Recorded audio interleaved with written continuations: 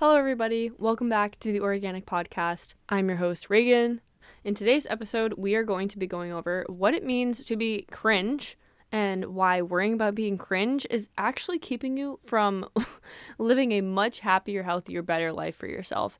So many of us get worried of how we're perceived by others, particularly being called cringe, being like looking stupid in front of other people, and this fear keeps us from trying things that we want to try or learning new things that require you to be seen on some level, and it's not gonna fly. It's not gonna fly. It's not what gets you to be your happiest, healthiest, most organic self, living authentically aligned to like the best version of you that you could be. It's an important topic, so hopefully this episode is a little short and sweet reminder of how important it is to be cringe and why it's actually more cringe to never be cringe in your life. Without further ado, let's get into the episode. Welcome to the Organic Podcast. I'm your host, Reagan, mechanical engineer, lifelong athlete, and recovered overachiever, here to empower you to pursue your highest potential and live freely as your happiest, most organic self. Every week, we'll dive into topics ranging from personal growth, mindset hacks, psychology, and a blend of science and spirituality to give you all the tools you need to stop living on autopilot and start creating a life of freedom, meaning, and fulfillment as your most organic self. If you're ready to become the best version of yourself, then let's plant those seeds and grow.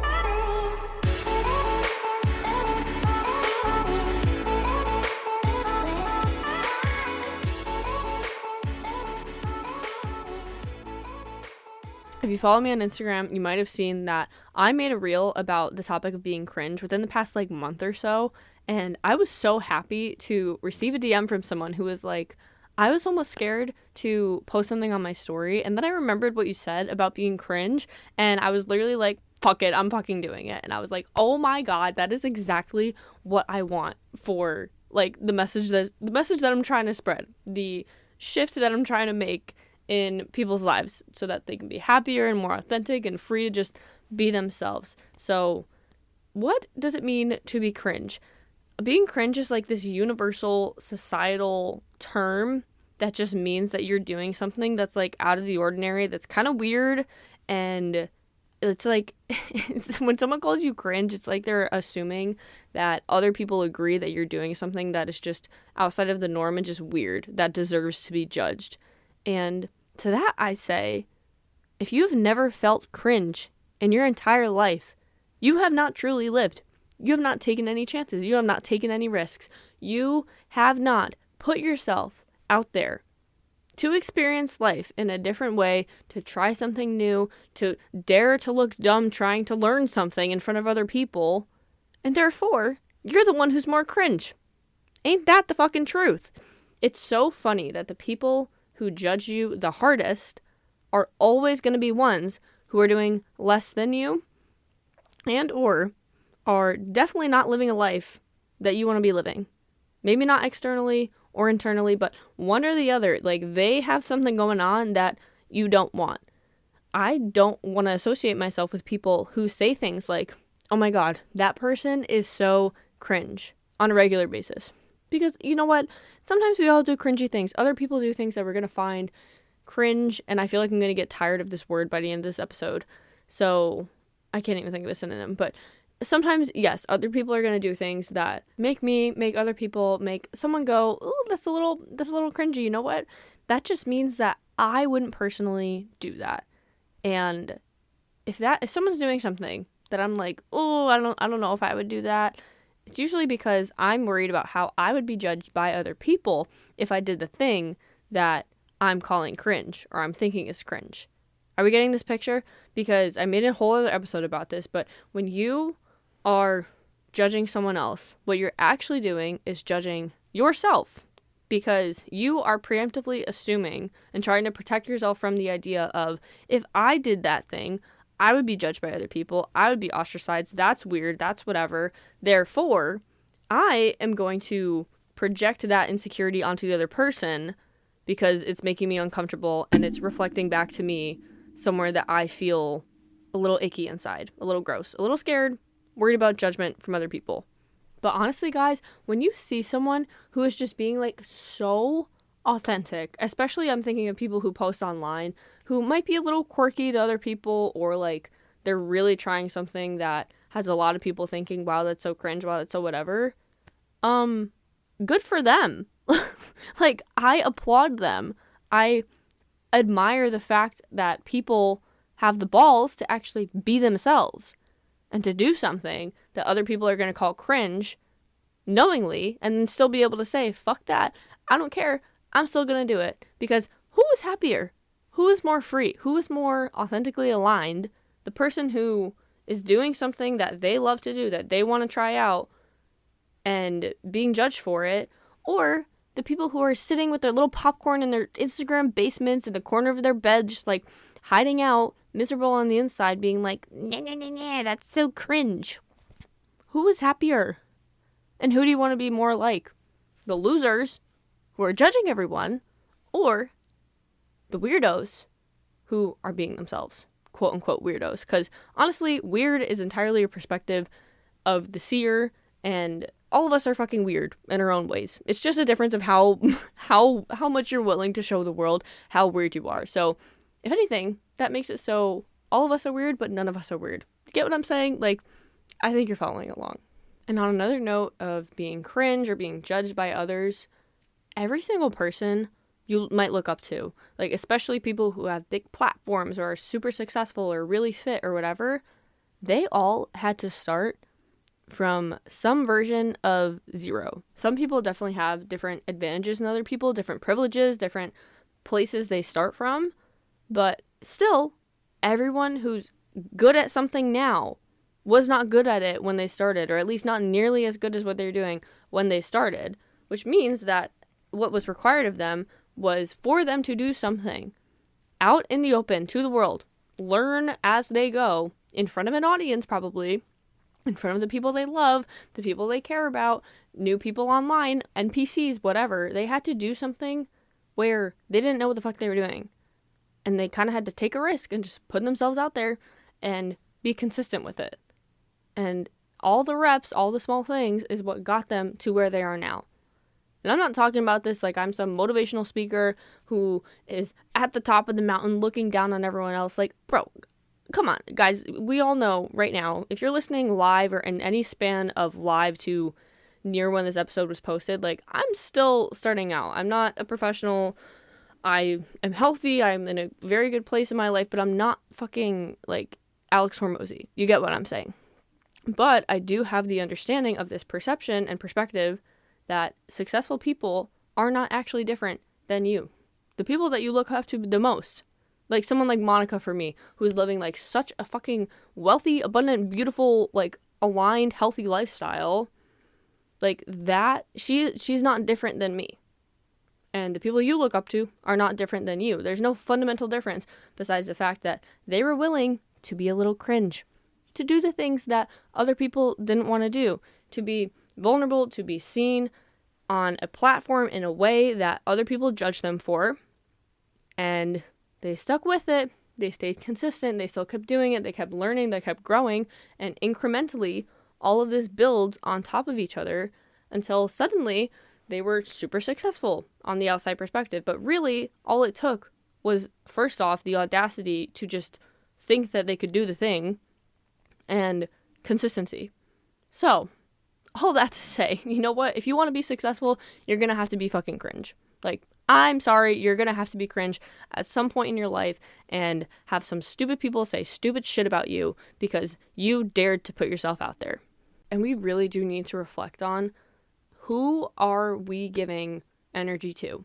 Whose words, whose opinions are we valuing more than our own?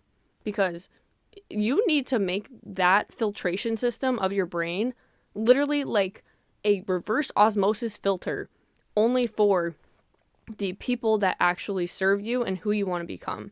Because if you want to live an above average life, an aligned life, like just happier than most people, you are going to have to do things that most people don't do, which is, to start with, being conscious and aware of whose opinions and voices you're listening to more than your own internal intelligence and your heart's desires.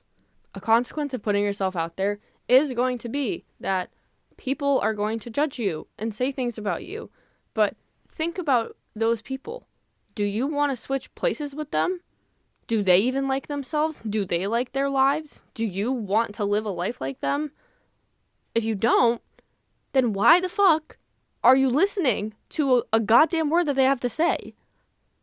Why are we doing this? It's like we have, well, I know it's biological, it's innate to survival instincts. I've talked about that a million times, but it's like we have such a fiercely wired internal program to be like, I can't be rejected by other people, and I can't have anyone judge me. I don't care who they are. Like, if I'm judged by others, that's a sign that I'm doing something wrong. I'm not safe. I'm gonna get exiled. Like, all of this stuff. It's so fear-based. Our brain loves to make up situations that could happen for the sake of keeping us protected from those situations. This is like the source of anxiety and overthinking, is your brain being hypervigilant to try to keep you safe from potential danger by coming up with all of the possible scenarios. And this links to worrying what people think of you, because when you go 10 miles ahead of like, okay, if this person's judging me, that means that I could get exiled, I could get whatever, like people are going to see me differently, I'm going to lose all my friends, and you start spiraling. Like, that's a way that your brain is protecting you. Like, your brain's doing what it's designed to do. The problem is that obviously this doesn't actually serve you, and it can hinder you from living the life you want to live and being actually free to be yourself. If you're constantly worried about other people's opinions and like the worst case scenarios that might come from that, yeah, of course, you're never going to want to put yourself out there. You're never going to want to be seen. You are always going to be in this little cage of fear of being like, I can never be seen as cringe or weird or judged for anything that I do, because that means like this horrible thing is going to happen to me, or this horrible outcome might happen.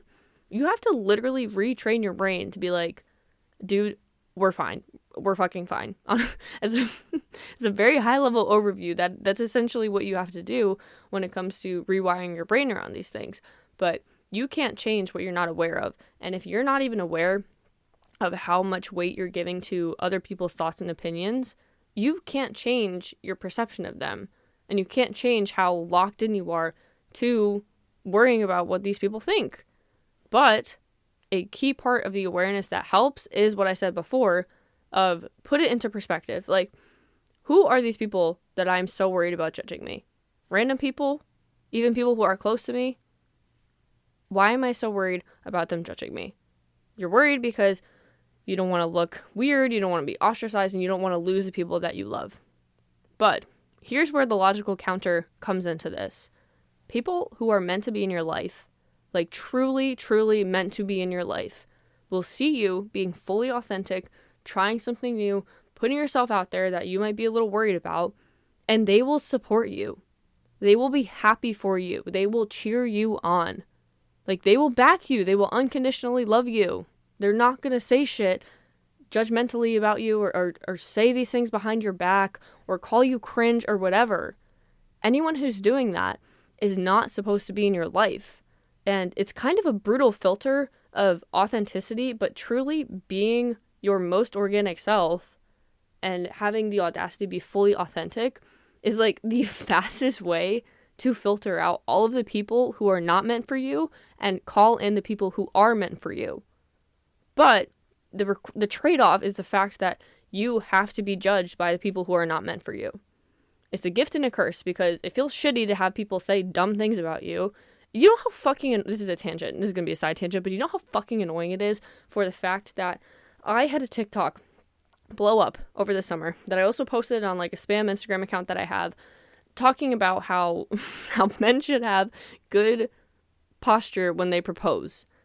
And it was the dumbest thing. It was literally from an Instagram reel that I saw just casually. And it was like such a nice setup. It was so beautiful. But then the guy is fucking leaning over and he's like hand on the knee and he has like a shrimp back. And I was like, oh my God, why'd you even go the 20 yards to have all of this like beautifully put together and filmed and everything just to have it be like, you are literally the Hunchback of Notre Dame. What the fuck are you doing? Like, guys, what happened to just having a straight back? That, okay, you see how I get into the thought process of this. So literally within 5 seconds of seeing this video, I prop up my phone, which naturally became a very good hook, but I prop up my phone and I said, I'm not the first one to talk about this and I won't be the last. And I just went on a little rant about how when you're proposing as a man or like a woman, whatever, but when you're proposing, you should have a straight back. Just have good posture. That's it. So this is, it's pretty silly to me. Obviously, you're not going to say no to a very heartfelt proposal because the guy's back's not straight. Like, I'm not a fucking superficial, dumb, blonde fucking idiot. But all these people online love to jump 15 miles ahead of it. It's like the whataboutism, well, what about me? What about me? In the comment section of like, wow, this is so like privileged. You're not married. Like, this is what someone actually said. This is such a tangent. I'm almost done. I'm sorry. But someone literally said something so fucking stupid. Like, it's always the single ones who have the most to say. You're a fucking idiot. I literally responded to the comment with a video of me reading that aloud to my boyfriend, who then just waved to the camera. You're fucking stupid. Like, okay, sorry, but you see how worked up I get, because even being judged and projected on and misunderstood and like having all this shit said about me in the comment section from fucking stupid losers who have nothing better to do with their life, like, yeah, it still fucking pisses me off, and it's dumb, and it's literally just like fucking annoying. But even just that, such a silly situation, which wasn't a video of me really sharing anything deep or like super authentic to like my soul and my mission and like all of the stuff that I post on my main account. It was such a one-off thing, but it's another example of how like even with something so silly like that, it's still frustrating to have people say things about you. It's annoying. Like, it's gonna be annoying until the end of fucking time. But are you really gonna allow the potential and like the downside of people saying bad things about you outweigh the good that comes from you finding people who are like so aligned to you, who are like completely just like your soulmate friendships, like the people who are meant to be in your life? Are you going to miss out on that? Are you going to miss out on that level of like potency of connection and the freedom that comes from expressing yourself and trying new things and like living life to your fullest potential just because you're worried about what fucking Sally or Bob in the basement says? Are you really going to do that? The trade-off is not there. And sometimes you just need a pep talk and for your brain to realize like the logical trade-off of what's going on. Because you certainly would not feel or worry about being cringe if you had this perspective. But sometimes it just takes reminding yourself, bringing yourself back to this perspective of like, oh wait, hold on. Way more advantageous for my life to be to dare to be cringe sometimes, to dare to try something new in front of other people, to look dumb, to do whatever, but especially if it's something that you are feeling so called to do, or something that you know shows like such a high level of self-commitment, like working out regularly or just taking care of yourself physically, especially for things that you're convicted in like that, like you need to make a decision to say, it is more important for me to do this thing, even though I'm worried about someone saying I'm cringe or judging me or thinking that I look stupid in the gym or whatever. Like, it's more important for me to have good health, to prioritize my health, to learn new things, to put myself out there, to share my soul's mission and purpose and the words that I'm being called to share from my heart with the world than it is to worry about whatever the fuck anyone else says about me. Because I know logically that no one who's really meant to be in my life is ever going to be turned away from me being most authentically myself. If anything, it's a blessing to lose people when you are yourself, because that shows you who is not meant to be in your life. So I hope this is a pep talk about being cringe that someone needed to hear, because it's so important. It's so important. I hate the idea that the people who are in comment sections being like, this is so cringe, they feel like they have more social power over the person who's posting because they're like the ones who are deeming them cringe, like daring to say that they are oh so unworthy and like shaming them on a public platform, when really the person who should be more embarrassed is the person calling someone cringe. Like, you're a fucking weirdo. And for anyone who's ever felt like, I don't know, they're the odd one out, or they're worried about someone judging them, or they always felt a little weird, like, fucking keep your weird. Be fucking weird. Please. Do not ever blend in with the monotony of people who are just hiding behind masks that aren't actually them because they're so fucking worried about what other people think of them. Be yourself. Be yourself. Be your fucking self. I don't care what anyone has to say about you. I don't care what losers fucking think. I don't care how many people call you cringe. If it's true to you, if it's true to your heart, if you're aligned with it and it feels like the right thing to do for you, fucking do it. Do it. Do not hold yourself back and never keep yourself in a fucking cage of your own creation because you're so scared what these stupid people think of you. Ever. I need you to fucking promise me that. I swear to God.